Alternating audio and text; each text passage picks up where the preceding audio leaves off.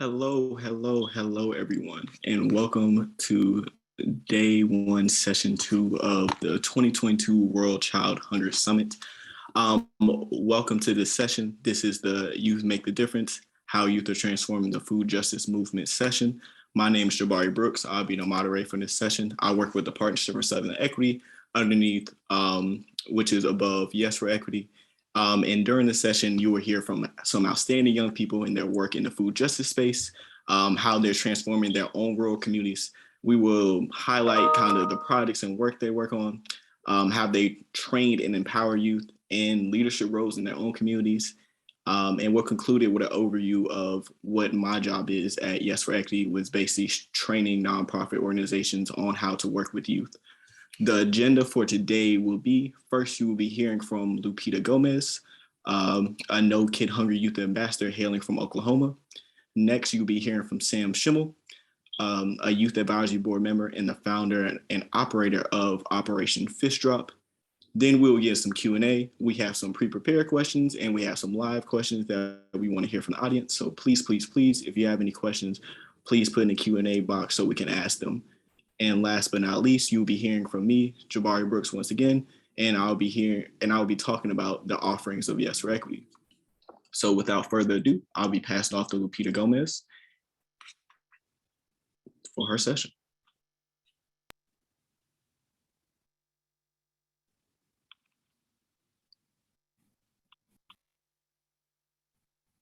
Hello, everyone. My name is Lupita Gomez, and I am 22 years old, and I was born and raised in Oklahoma. So during the summer of 2021, I was given the opportunity to be Oklahoma's youth ambassador. So No Kid Hungry partnered with the Chickasaw Nation, which is here in Ada, where I'm currently living, and I was able to work from their campus. And I learned so much throughout the summer. I was able to learn from not only my No Kid Hungry colleagues, but also my colleagues here at the Chickasaw Nation. So my daily task consisted of visiting 3 different sites. One of them was a water park, and one of them was a regular park, and then one of them was a housing addition here in Ada. It was mainly filled with Native people, but it was kind of in the heart of Ada. So, well, all those sites were in the heart of Ada. So we got kids from all different backgrounds. The most popular one was definitely the water park, just because it's a water park, kids love it. So, and I was actually a park right next to that. So we had a whole bunch of kids just coming through. And I got to meet some really cool families, some nice little kids. And so this is what our setup would look like. We'd have just a regular table out there. We picked these bags, and then we had about 30 meals on the table at each time. And as they came and picked up the bag, we would refill another one because we were pretty busy. So the meals were self-stable, tasty, and they were like super nutritious for the kids. As you can see, that's what our, as you can see on the screen there, that bag is where it contained like all the actual food. And then we would have white milk or chocolate milk, but all the kids would go crazy and would love the chocolate milk. So the chocolate milk was mostly the favorite thing out of the bag. So we made sure to have super fun packaging for the kids, just because, you know, kids, like, they see something really colorful and they're like, ooh, what is that? So we decided to go with this packaging. And how can other organizations replicate the work? About 16 million kids suffer from hunger in America. So imagine what we can do to help lower that number. I think the other organizations that want to help the youth out need to have volunteers and workers that have a servant's heart and are willing to make a difference. So when I was out there in the summer, like, it was super hot some days, and yes, although I had some bit of shade and some water, it was honestly sometimes really hard to go out there and be out in the heat of like 3 hours a day. So there was times where I had to remind myself like why I was doing it and who's benefiting from it. So of course, like, I had to tell myself I had to tell myself that this was for the kids and their own good. And so I dealt with a lot of kids that, needed these meals to get a meal, like that was their main meal throughout the day. So that would always warm my heart. So if you're wanting to make a difference, this would be a great opportunity for you. And this is especially true when some kids come from troubled backgrounds. So as I said earlier, I met with a lot of kids that would come to me almost every day that I was there. Like they see me pull up in that white van and they knew it was time for food, So a lot of those kids came from families that were low income and, were on SNAP benefits and stuff like that needed the help. So, and those were the awesome kids. Like they were super excited all the time and stuff like that. So that really warmed my heart as well. So.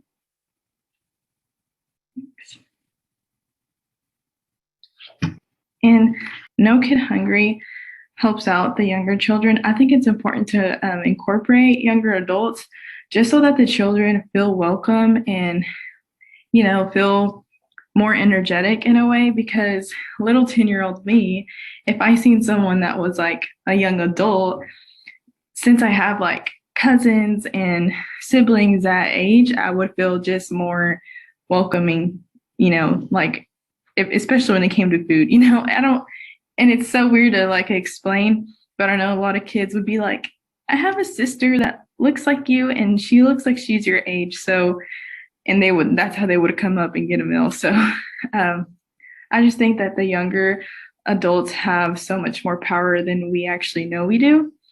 And I also think it's super beneficial for younger adults to get involved with nonprofit organizations like No Kid Hungry so that they can firsthand experience what it's like to help others, especially for those that are in your own community, but not only in your community, but for the world as well. So it was such a nice feeling knowing that I did what I could to give back to my community and to help those in need. And I encourage you all to do the same.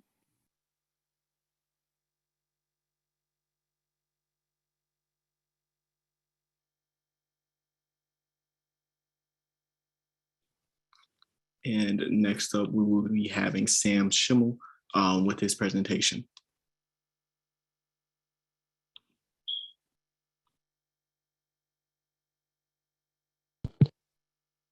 Hello, everybody. Can you hear me? All right. So, my name is Sam Schimmel. I come from CNAY, Alaska. I apologize. I'm getting over about asthma here. So, the project that I started was something called Operation Fish Drop. And it really is something that was born out of the needs that were laid to bear during the pandemic, but have existed for a long time. During 2020 and 2021, I was working on the National Tribal Climate Leadership Summit. And on that team, I had met a number of people. And one of those guys ran a foundation called the WAVE Foundation.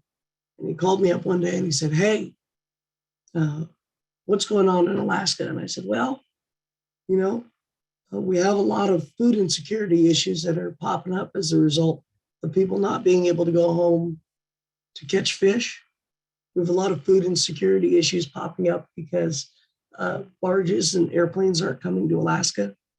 We have a lot of food insecurity issues because people are getting laid off and they don't have money to buy food.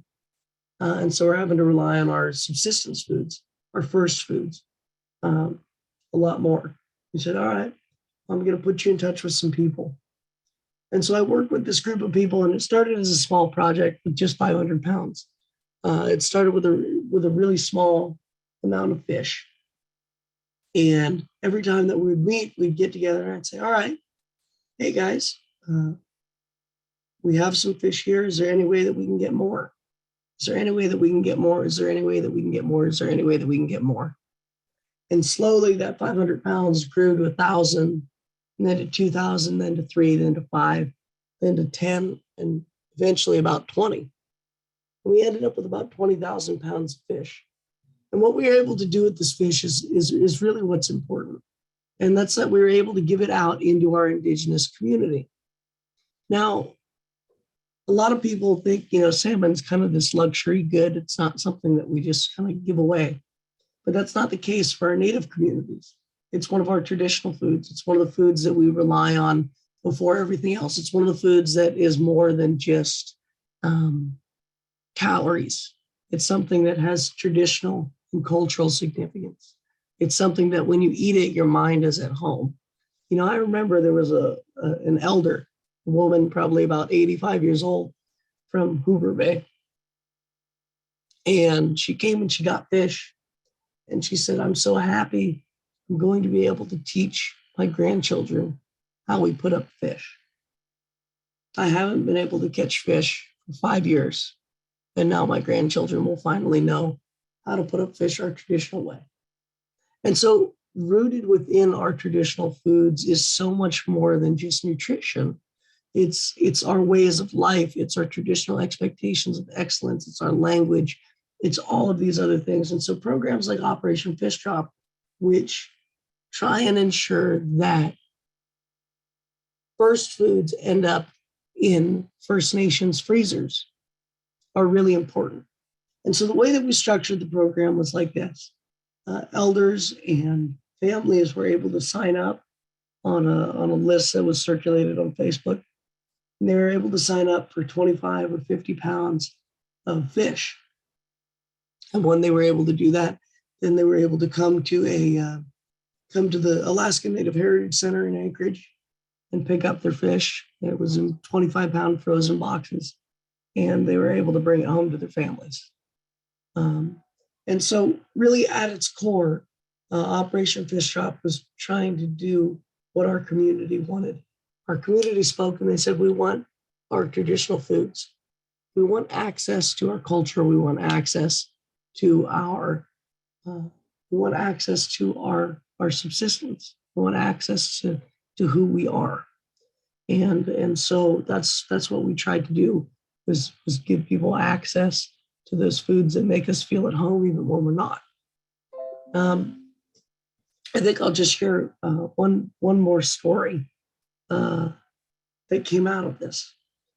There was another woman.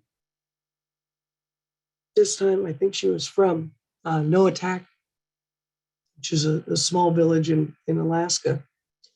And she said, my husband and I had to move out of our village for health issues and into the urban area because across rural Alaska, there's a huge healthcare crisis. It's really hard to get healthcare. And they moved into the Anchorage area. And she said, we moved into the Anchorage area here, and we haven't been able to have any fish. And I've forgotten what fish tastes like. I feel weak every morning because back home, I would wake up every morning and make fish. And now I get to do that again. Thank you. And so what we really need to be doing is ensuring that the programs that we create, we need to ensure that the programs that we create address the food insecurity issues, but then also the cultural insecurity issues that are laid to bear by issues like climate change, by COVID, by income inequality, things like that. And so in pursuing programs, we need to work from the bottom up to try and create change. And so really that's what the story of Operation Fish Drop is. So thank you.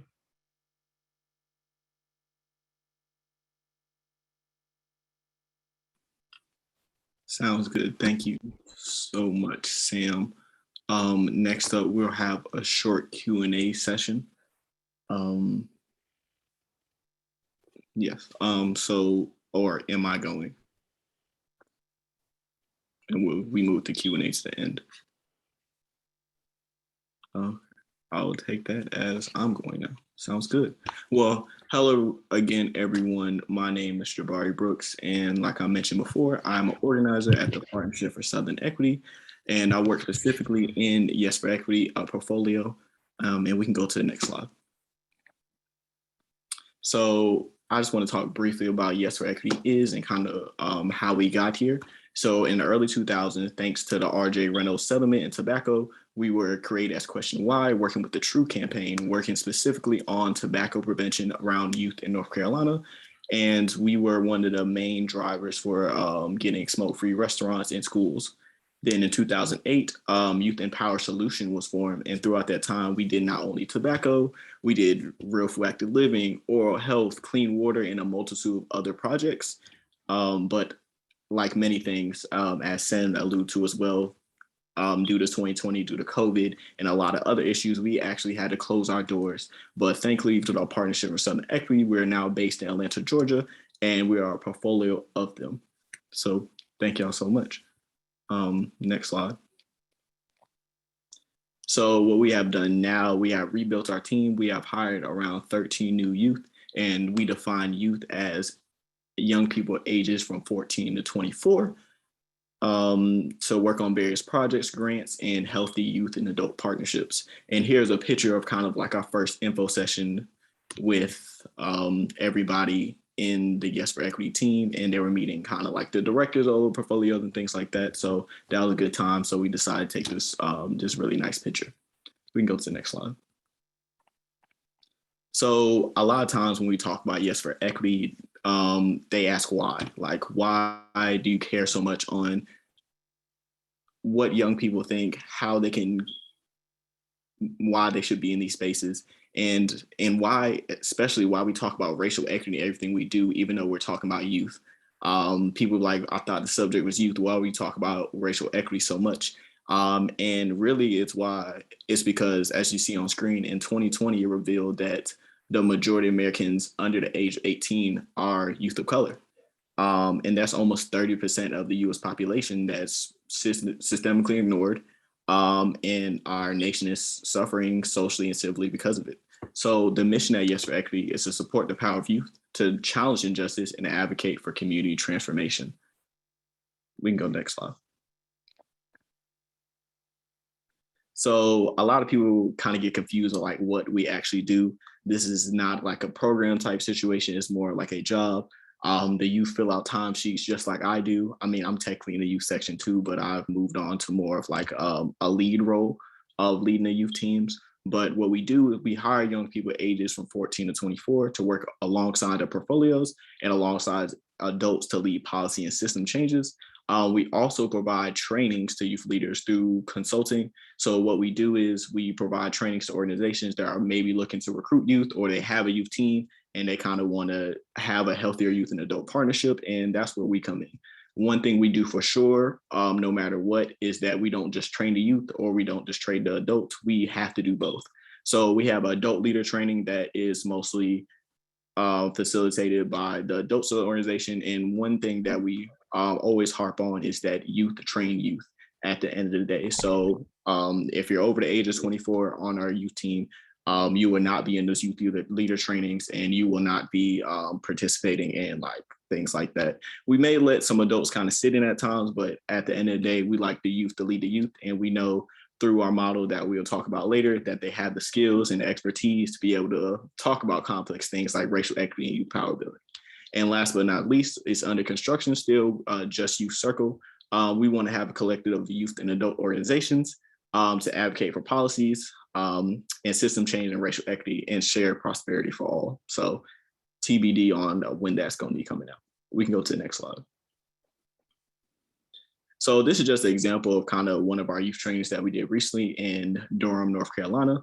We talk about things like Bacon's Rebellion, racial equity is usually the forefront of the first part of all our trainings. And like I said before, these pictures were taken by me and my director. We're just kind of off to the side, and the youth basically, they know what they're doing, they do the trainings, and we're just here as kind of a guide on the side if they really need us, which they usually don't, but you know, it's good to have someone there that you know is in your corner. We can go to the next slide. So a lot of times people ask us like, hey, where'd you get these youth from? And we tell them it's not that we give youth power, it's just that we're just giving them permission to step into that. Youth have power anyway, and you see how we changed our name from Youth Empower Solution to Youth Power. And that's because we realized, into Yes for Equity, I mean, it's because we realized that youth already have the power. We just have to give them permission to do so. And that's not giving them a kids table or creating a separate space. is preparing the space for youth to be able to come in, to be safe and be their authentic selves. So our youth power model is split into 3 parts. First is critical awareness. A lot of times youth can identify what's going on. It's just that being able to specifically talk about what's going on in their communities. And secondly, skill development. They just being able to public speak, being able to write grants and things like that. And last but not least, opportunities. I feel like often I've seen programs where they give them the critical awareness and the skill development, but they're not actually given the opportunity to actually do things. And that's kind of our 3-part model that we always harp on, what we teach the organizations in order to kind of train them in like how to get youth. And these aren't like special youth, like I said before, and these are youth that already had this power. They just need opportunity to do so. So we can go to the next slide. So right here, this is a quick video of what we did when we relaunched as Yes for Equity. This video was completely produced and scripted by all on the youth team. I'm in this video, but I was just given what to say. And that's because I was still in college at the time and I was still technically a youth staff. So yeah, we can play this real quick. It's only about 2 minutes.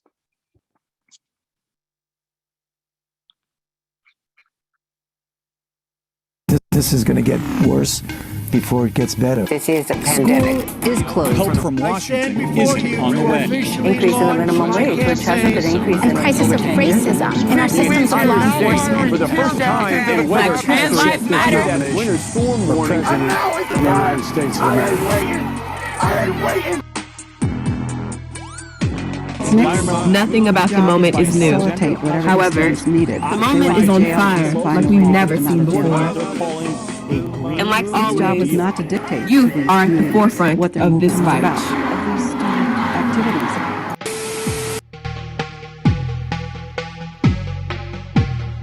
It feels like now or never. I can physically feel a turning point happening in history. What decisions aren't they making that aren't affecting the lives of young people? Dual enrollment, law enforcement, minimum wage, college education. Even though we're 30% of the population, at least in the United States, we are never part of the big important conversation. Young people are both incredibly powerful and incredibly creative.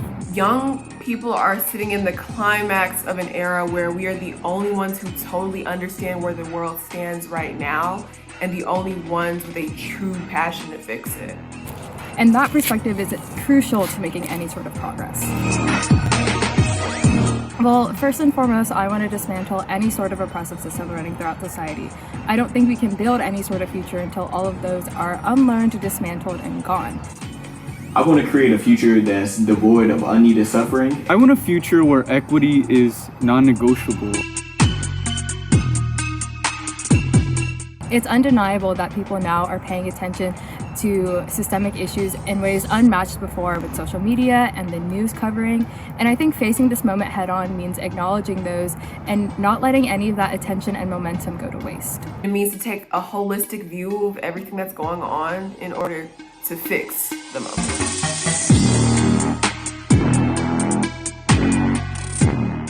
Youth need adults to get out of the way. We need adults to be cool with being in a room without being at the head of the table. What about you? How are you meeting this moment? Partner with us, be our ally, share power and do something with us and not for us.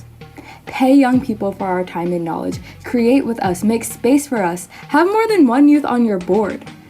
Learn about racial equity and sharing youth power, and most importantly, apply that to your organization. It is the best way to meet this moment.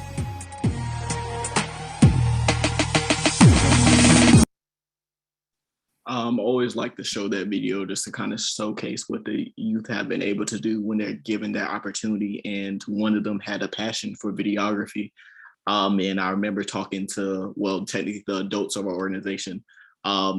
They were kind of chewing their fingers because they weren't like actively on top of us while making this video and things like that. But of course, they were pleasantly surprised because the model works at the end of the day. When you give them that critical awareness, work with them on skill development and give them opportunities to do so, amazing things happen when you work with youth. We can go to the next slide.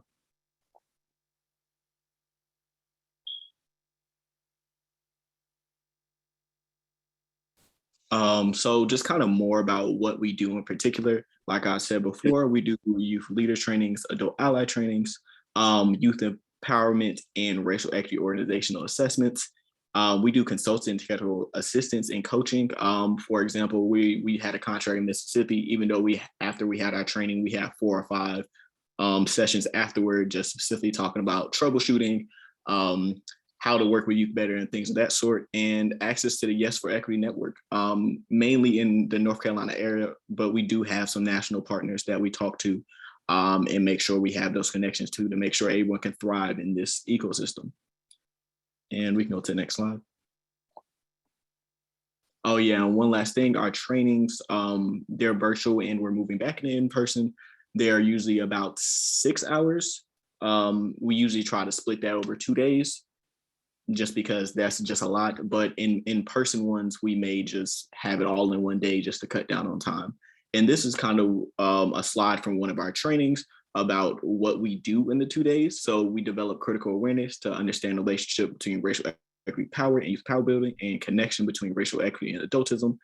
We discovered a youth power model. We want to shift from programs to youth advocacy and activism for community transformation, because we find often that people try to regulate the kind of programs, but we always try to push to actually give youth to be paid and actual job opportunities, and learning how to be an effective adult ally to a youth-led movement. What I've seen is when you become an adult, you kind of shed kind of those youthful things, and you kind of fall into the adultist mindset at times. So we just kind of like to level set and make sure it's on the same page. And at the end of the day, the best thing for working with youth is just treating them like people with emotions and ideas like everyone else. And that's usually what it comes down to. We can go to the next slide. So like I said before, day one, we always focus on racial equity and dismantling adultism. Then we get into supporting the youth-led movements. Like I said before, we talk about racial equity because the census did reveal that most youth under the age of 18 will be people of color. And you need to know how to work with these vulnerable populations, which may need different needs and wants. And then we get into how adults can support those youth-led movements once we kind of address the back end things. We can go to the next slide. And last but not least, if you have any questions or anything like that, that's not for the Q&A. I want to remind everybody again, please, if you have any questions for the Q&A, we're about to do that next. Please go ahead and put that in the Q&A box. You can email me at jbrooks@psequity.org. Also, you can email Rachel Carter, the Just Solutions Manager that handles our fee-for-service work, at rcarter@psequity.org. Thank you so much. And next, we'll be getting into our Q&A session.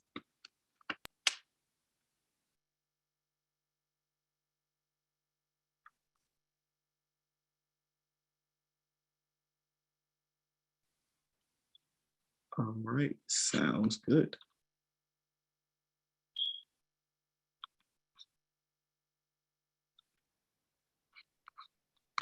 So hello again, Sam, Lupita. Hope y'all having a great time. Hi. First, I want to ask, I know Sam, you kind of went in depth with this as well, but it's okay to reiterate sometimes, like what really like got you into this work? What was that sticking point? It was like, yeah, this is what I want to do. Well, I think one of the things that's always present, especially in my community, you know, we're a subsistence community. So can you guys hear me all right? Oh, okay. We're a subsistence community, which means that you grow up from a young age providing for your family. You're hunting, you're fishing, you're gathering, you're collecting, and you're giving out. When a young kid catches their first animal, whether it be a fish or a moose or a seal or a whale or a walrus, you give it out amongst the old people in the community. And it's a reminder that you are the product of your elders. You are the product of your family. When you stand, you don't stand alone. You stand as the product of everybody who's come before you. And so in that upbringing, we were always taught to take care of our families, to take care of our cousins, our aunties, our uncles, and our peoples. And so coming into this work, it's really just a continuation of that. And I think that serving our communities and ensuring that people actually have what they need to be able to eat is at its core the most important thing that we can do. I don't know how many of you guys have ever opened up a refrigerator and seen it to be empty, but that's a debilitating thing for a young mind, to have food insecurity. You're not able to learn, you're not able to think, you're not able to do anything. It's primal. And so being able to address that need means that our communities can actually have the opportunity to progress and to thrive. I really appreciate that. And I think what you spoke to was that empathy piece that I feel like when it comes to working with these communities is what you really need at the end of the day. Even if you don't experience that, you should be able to share that with someone. Lupita? So what got me into this organization was I was kind of in the point in my life where I didn't want just like a job, you know what I mean? Like I wanted to do something that I enjoy doing. So, and I wanted to give back to my community. I was actually thinking about doing like a summer camp for a church, a local church here. So I was in between that or like actually getting a job. And then I got this email from No Kid Hungry and I thought it was a perfect position for me. And I learned so much and I was able to help so many. So I'm so glad I got into it. Thank you. And I am very glad y'all got into this as well. Y'all do fantastic work. Thank you. The next question I have, when we say food justice, we've been saying this a lot just kind of during this, and we'll be saying this a lot over the past 2 days. What does that mean to you? Making sure, to me, it means like making sure everyone or the people around you have a healthy, nutritious meal. Especially here in America, like we have so many people that eat unhealthy, and sometimes because they don't have the right resources or the right people to get a hold of. So that's what food justice means for me. Gotcha. How about you, Sam? You're muted. Sam, you're muted. I think food justice is an interesting idea. For a long time, our traditional foods, we weren't allowed to harvest them as Alaska Natives. Up until the 1960s, we weren't supposed to harvest the birds that we eat, and we still eat. And so there's always this interesting kind of relationship that I find. And one of my uncles would always tell me, hunger knows no laws. And so I think in terms of food justice, it means the ability to have self-determination in your diet. I remember my great-grandmother told me, in the 1980s, she was in a terrible airplane accident in our state. And the doctors told her, they said, you're not ever going to walk again. You're not ever going to walk again. And she said, no, I will. I just want to go home and I want to eat my traditional foods and I want to live in my home and I'll be fine. And they said, you won't walk. And they sent her home. And within a year, she was walking again. And that's because of the foods that she was eating and the ability to be in community. And so when it comes down to it, I think food justice is a term that means that the foods that I have eaten for, or that my people have eaten for the last 10,000 years, I have access to, one, and then two, those foods are safe to eat. Right now you're watching with climate change as some of those foods are not safe to eat. Things like walrus liver. There's bioaccumulations of mercury that are making it very, very toxic to eat. And so food justice means that we have to address some of those injustices that are popping up in the food chain that are making it hard for me and my communities to be able to practice our subsistence. I appreciate both of you for sharing that experience. So for next up, how can food justice kind of look different from when you're youth to when you're an adult? I feel like when you're a child or when you're a youth, a lot of it don't make sense to you. So, like when you're an adult, you see it, you've probably experienced it, you understand it, you're more competent. So, like when you're a child and you're maybe obese or you're not eating the right things, you don't understand what your body's telling you. So I think that when you're an adult and you're experiencing that, or someone that's experiencing that, you have so much more power to guide the youth and help them, and just as much as you have just as much power as you do helping the youth, also helping like people your age once you're an adult. So yeah, that's how I think it's different. Got you. I think that your relationship with food changes. As a child, normally food's just kind of put in front of you, or at least it should be, kind of just given food. There's not so many choices that are being made in your own mind about what you're going to eat, where you're going to eat, when you're going to eat. These are kind of things that are made up for you. And so I think as you get older, there's more responsibility that comes around food, determining what's healthy, what's not. If you gave a little kid a choice, they might choose cake for breakfast, but we probably wouldn't do that. And so I think the relationship with food certainly changes over time. And I think you realize as you get older, a lot of us come from communities where there's really food deserts. I remember growing up, at Christmas time, you would get oranges. And that was the only time of the year that you'd get oranges. And I didn't realize that fresh fruit wasn't something that was like extraordinary or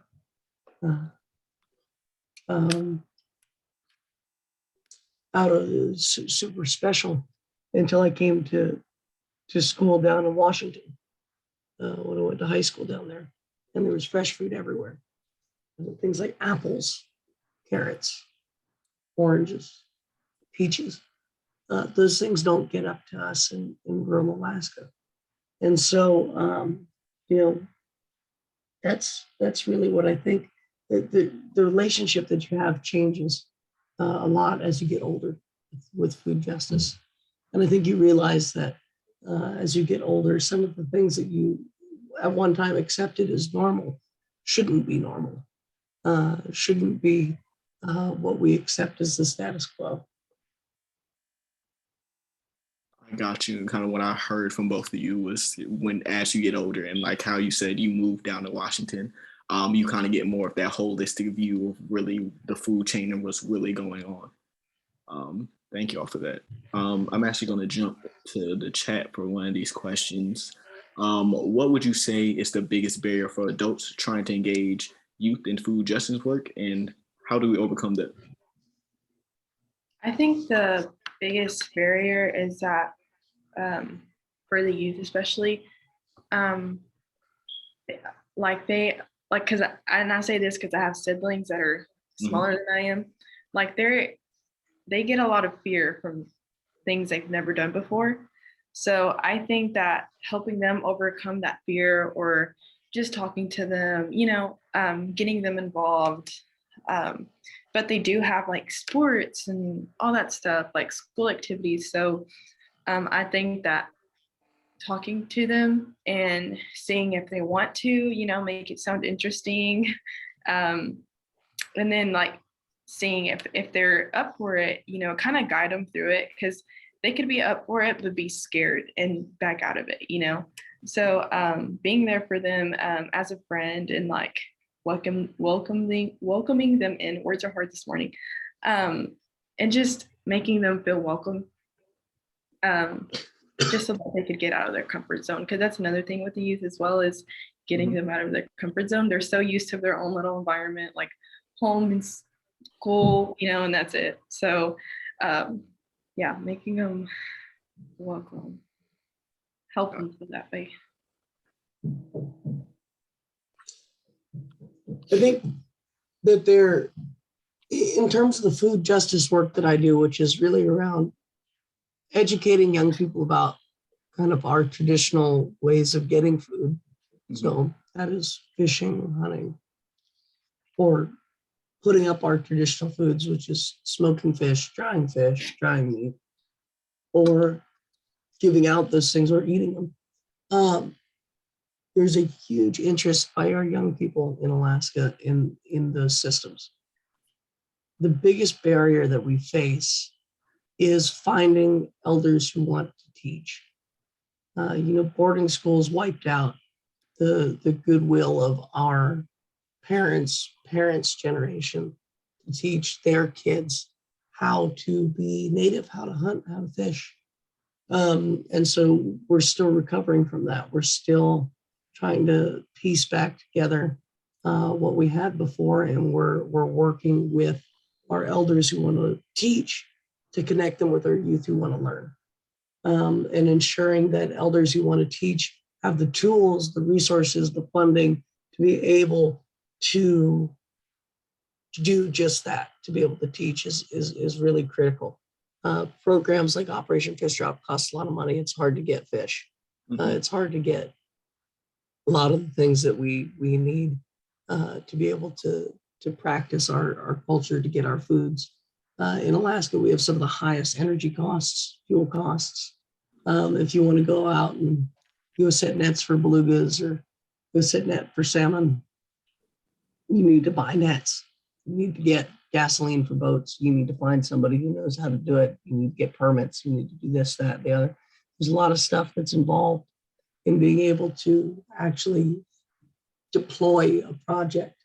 And so the biggest barrier that we face is funding, is finding people who are able to be able to write the checks, to be able to fund the work that we're doing. Thank y'all for your answers. And I also wanted to lift up how, like, just geography, like how far away from each other and the different perspectives we bring, with you being in Alaska, Lupita being in Oklahoma, I'm being in Atlanta, just the power of that and just bringing us together in that sense to kind of talk about these things. And kind of the same vein what we were talking about before, someone asked, the ages you mentioned are so busy, having multiple different responsibilities and commitments. How do you keep them engaged and prioritizing the work you're all doing, especially when they have school, social life, or just growing up in this world? I'll answer this question as well, because I think when they said the ages, I think they were talking about me, but I'll let y'all go ahead first. I think that talking to them and seeing what they like to do and what interests them, we can incorporate that and keep them involved. Because like we've said throughout this conference is they have a voice and they have power. So making them feel heard and incorporating that into our daily things, I think they really appreciate that, and that's how they stay involved. I think in terms of keeping young people involved, trying to work within the systems that allow us to keep our young people engaged. So working with after school programs, working with our tribes, working with our organizations that are part of larger systems that youth are always part of is really important. And to the same vein, they talked about just meeting youth where they are. I work till 6 most days. Sometimes I'm on calls from 7 to 8 p.m. just because youth have school, they have after school things. Being able to meet youth where they are and be able to compete with their responsibilities And like I mentioned before, paying youth for what they do is one of the biggest things, because of course, a lot of things that we ask, we would be paying an adult a salary for these youth to do. So making sure they have some type of compensation to have that extra oomph, that because a lot of these people come from these marginalized communities, so money is of course a factor. It's not the end all be all, but if I can't pay to eat afterward, I'm not coming over here to do this work. That's usually how a lot of things end.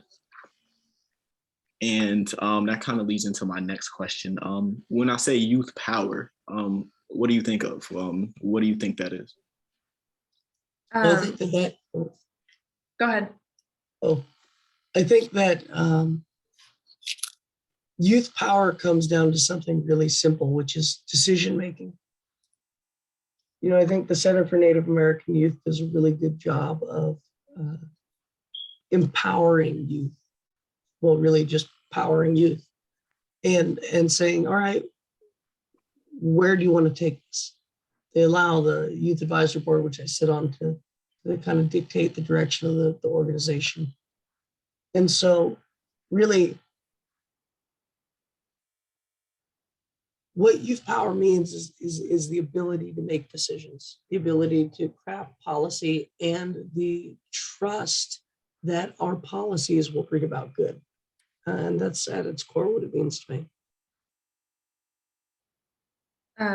So like what Jabari has said, the power that the youth hold is incredible. And when I think of youth power, I think of that and how once the youth recognizes that within themselves, they like opportunities are endless. And I know that like once they do recognize that, they can make a huge difference, not only in their world, but in everybody else's world as well, because they are the next generation. So.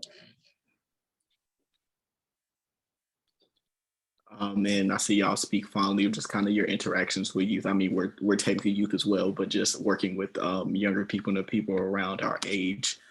What has your experience of being a young person in this space kind of taught you about life or just anything in general? So one thing I learned throughout all this is the power that I have within myself as a young adult. So I remember at that time where I was second guessing my life, I'm like, what can I do in this world? Like, I'm just one small person, you know, and I felt like I couldn't do anything to help, you know. That's just what my mind was feeding me until like there was a wake up call, and I'm like, I'm literally like helping people now, you know, I'm giving back to my own community, and later on they can give back to their future community. So I just learned that, you know, you doing one little thing can make such a huge difference. And that was really rewarding to me because I needed to see that within myself. So. Well, I think, yeah, baby steps. Everything always, not everything has to be huge. It can start with cooking one meal and bringing it over to your cousin's house. It can start with catching one fish and bringing it over to your aunt's house. And so that's how a lot of my programming started, which is small. It's around coffee tables and talking with aunties and uncles and community members and saying, hey, what do we need? What do we want to see? What do we got? Who's got what? And so that's where a lot of my work starts. And that's, I think, what keeps me engaged too, is seeing the smiles on people's faces when the plan actually comes together and the rubber meets the road. Got you. I just want to take a second to just thank y'all for y'all brilliance and just kind of the way y'all been answering questions. I've thoroughly enjoyed this panel. Next up, and this is a question that is asked a lot, especially when you talk about working with youth when it comes to the privilege and white supremacy culture and things like that. Food justice and sovereignty is critical for our country. What advice do you have for primarily financial privileged white people working for nonprofits in rural communities to help and push them to consider other ways to combat hunger and food insecurity? How can we also push them to engage youth and more than a visual representation of youth and not actually allowing them to lead? This question is also in the Q&A box at the bottom. I know that was a lot of words. Yeah, I'm like trying to remember everything. Okay. Come to our communities. Come to our communities, come visit, ask questions. Trust us. We know what's best. We know what's best really for our communities. And if you have the money, give us the money to be able to make the change. If you don't, lend us the labor to be able to make it happen. And so, you know, I'm a big proponent of the idea that somebody sitting in Seattle or Virginia or somewhere else doesn't know what goes on in my rural Alaskan community. I do. And so when it comes time to make policy, come to us, sit down with us, work with us. We live here. We know what's going on. And so that's really at its core what it is. Come to us and ask the questions. Yeah, so I'm just gonna kind of piggyback on Sam for a little bit. I think that communication obviously can be a barrier sometimes between people. So like what he's saying, come and ask, you know, and we've had people come to us and say, well, I live here and they don't offer anything like this. So how can, you know, like, what can I do for my kids and my family back in my state? And it's really hard to give her an answer because communication wise, I don't know. Like I don't have any connections over there or anything. So I do think that, you know, having open communication, having them come to us, and because what might work for our community might not work for another community.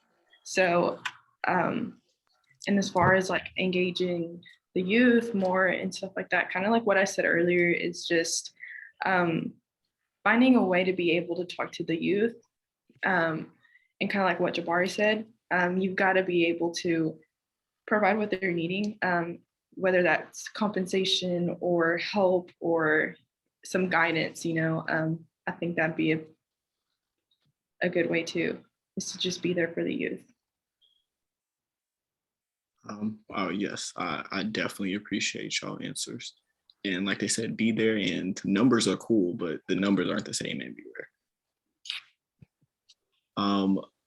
Lastly, we have a few questions left before we wrap up. I have a question specifically for Sam. It says, Sam shared a story about a woman who had to leave her village and move to an urban area and wasn't able to access her foods like salmon. How can people working toward hunger solutions in urban areas connect with Indigenous people who are living outside the community group and support efforts to connect them with the sources of their first foods? Oh yeah, you know, I think Facebook is a powerful thing. I don't agree necessarily with everything that they do, but I recognize that rural communities and Indigenous communities really love to use it. So I use Facebook for that. We keep in touch with that.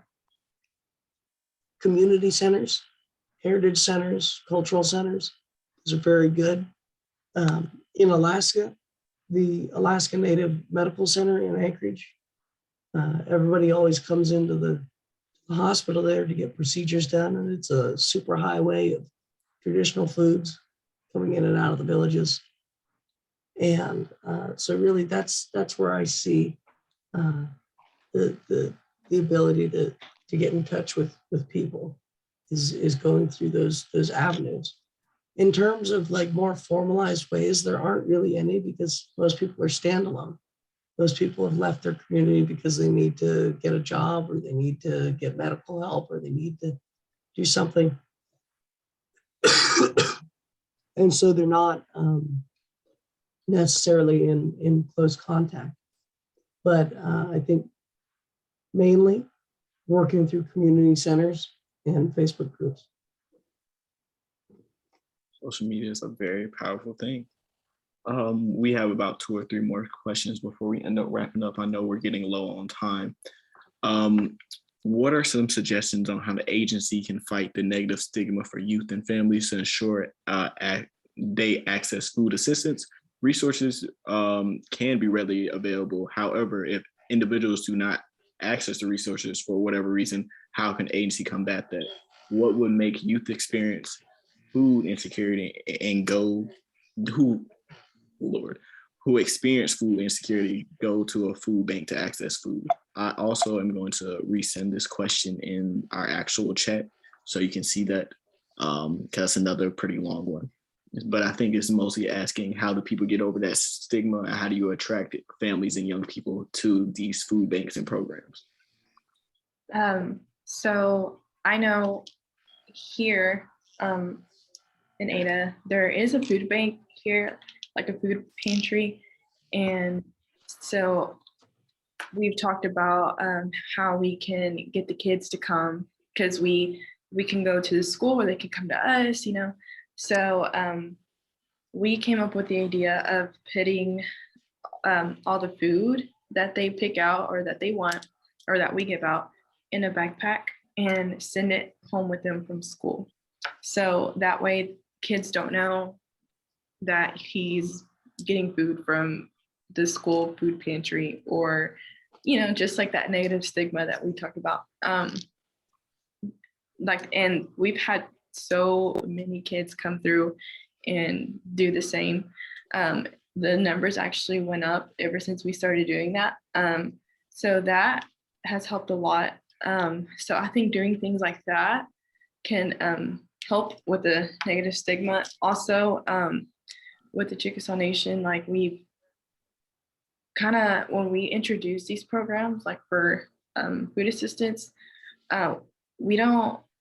we try to sound like we're excited about it, you know, like we're not trying to sell them something, or we're not trying to, you know, make them seem lower than what we are or something.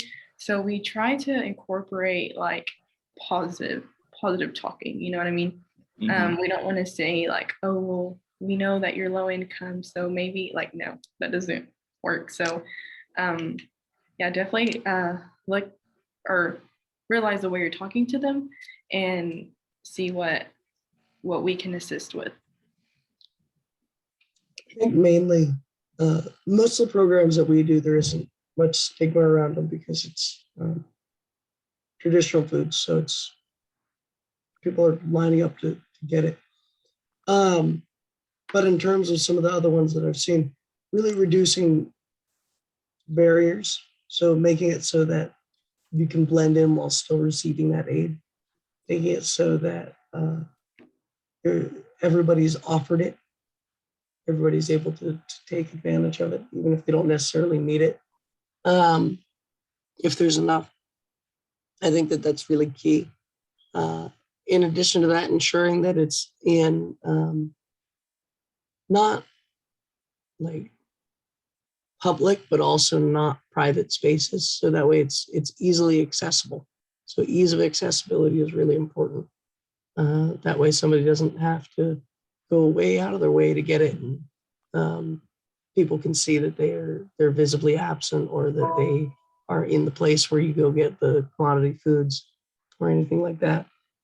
So really making it so that it's easy, making it so that it's not hugely obvious, and making sure that it's discreet, as Guadalupe was saying, with the backpack program.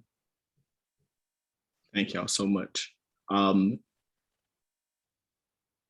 Yes. Do we have any closing thoughts before we move on to the next session? First and foremost, I want to thank everybody that joined. I want to thank our fantastic presenters, of course, and for everyone that made this happen. But do we have any closing thoughts before we end out? Yeah, I think that this was a really awesome panel, and I'm really thankful for being a part of it.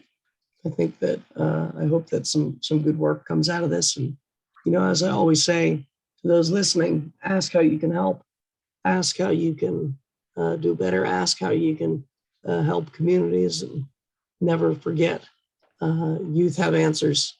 You just have to listen to us. Yes, thank you all for your time. Thank you for listening and for all the questions. I really enjoyed being a part of this. So thank you.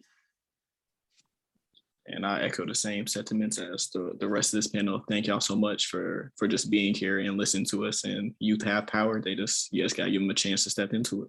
And also encourage all of our panelists to go ahead and just put your email in the chat to everyone, because there's been a lot of people asking for different ones of us specifically. So I feel like that'll make life a little bit easier if we just go ahead and just throw at least an email or phone number at the end of this, so everyone can see.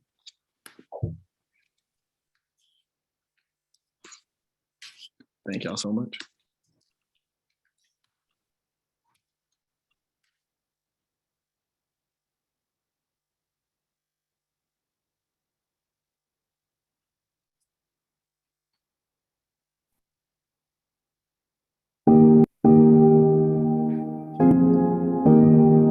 Very rarely do kids ever say, "I'm hungry." Childhood hunger is such a real thing, and it is such an invisible thing.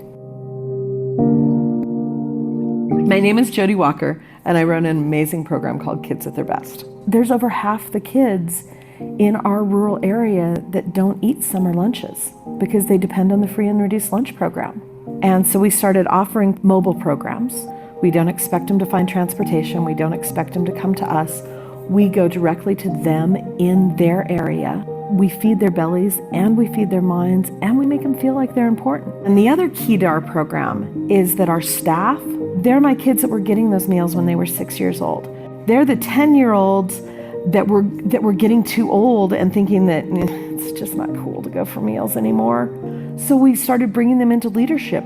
They know this program inside out and backwards. It makes me feel like special, kind of like special. I mean, I'm the youngest person here. I think it's cool that we can like take care of their kids, feed them, have fun with them. So I think that's really important. Once I started working here, I was like, this is my calling. This is what I want to do. And that Jody gave me the opportunity to run this, and she trusts me to do big things. It just amazes me, and it makes me happy to know that somebody thinks that highly of me to put me in charge of such a big task. This will be our third year of coming to this program. This whole program is based around teens. It is really neat having them on site with them because they interact with the kids, and my kids absolutely adore them. Being in a staff of just teens, kids connect to us a little bit more. It makes teaching, it makes doing activities, it makes just inspiring little kids a lot easier because they're connected with you. That's the whole point of our program. I mean, who knows what these kids are living through during the school year. So to be that light for these kids, it's just such a great feeling. I mean, No Kid Hungry is literally our hero. There's an area of the community that we have always wanted to get to. These kids don't even have a sidewalk. So that was one of the things that we did with the grant. We could open doors, honestly, all over the nation. Kids everywhere need a chance, and we've got a great model to show them.